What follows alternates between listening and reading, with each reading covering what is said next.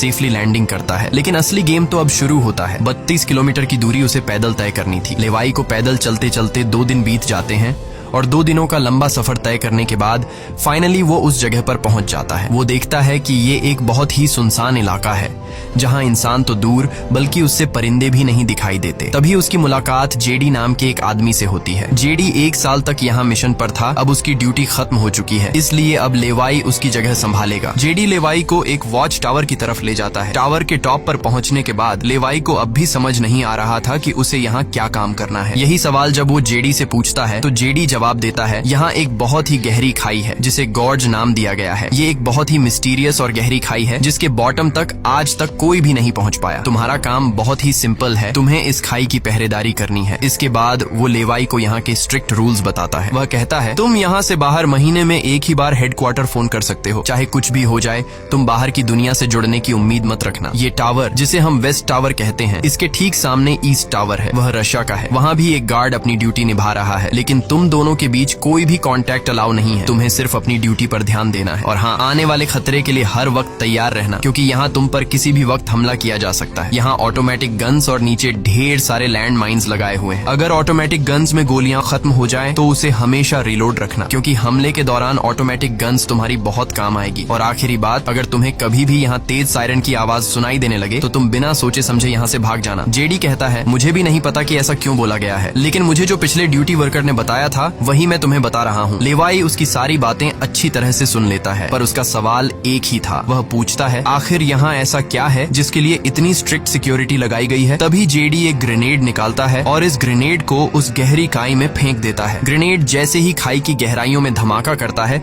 वहाँ से एक अजीब भयानक आवाज गूंजने लगती है। वो आवाज किसी इंसान की बिल्कुल भी नहीं थी, वो किसी ऐसी चीज की थी जो अंधेरे में छुपी थी। जेडी लेवाई की तरफ देखता है और कहता है, ये आवाज जो तुम सुन रहे हो, ये उन क्रीचर्स की है जिन्हें हम होलोमैन कहते हैं। ये क्रीचर्स इस घड़े के अंदर रहते हैं और तुम्हारी यहाँ पर ड्यूटी ये है कि इस घड़े के अंदर से किसी भी क्रीचर को बाहर निकलने नहीं देना है। कहा जाता है कि 1940 में यूएस आर्मी के 2400 आर्मी सोल्जर्स को इस गड्ढे के अंदर भेजा गया था, ताकि यह सोल्जर्स उस गड्ढे के अंदर मौजूद सभी क्रीचर्स को खत्म कर सकें। लेकिन आज तक उनमें से एक भी जिंदा सोल्जर वापस लौट कर नहीं आया। और अब जेडी लेवाई को पूरी इंफॉर्मेशन हर एक चीज का बताकर घर वापस जाने की तैयारी करने लगा, क्योंकि उसने यहाँ 1 साल की ड्यूटी पूरी कर दी। अब लेवाई को यहाँ 1 साल तक ड्यूटी देनी थी। जेडी लेवाई को अलविदा कहकर यहाँ से निकल पड़ता है। वह बहुत खुश था क्योंकि 1 साल बाद वह घर जाने वाला था, लेकिन उसे पता नहीं था कि आगे उसके साथ कुछ ऐसा होने वाला है जिसके बारे में सोचने से भी डर लगता है। लोकेशन पर पहुंचने के बाद जेडी जैसे ही स्मोक करता है, तब एक हेलीकॉप्टर उसे लेने के लिए आता है। वह हेलीकॉप्टर उसके लिए रस्सी नीचे फेंकता है और जेडी इस रस्सी के जरिए ऊपर हेलीकॉप्टर में चढ़ने लगता है। हेलीकॉप्टर में बैठा एक सोल्जर पहले जेडी की आइडेंटिटी कंफर्म करता है। जेडी जब उसे अपनी पूरी इंफॉर्मेशन देता है तो हेलीकॉप्टर में बैठा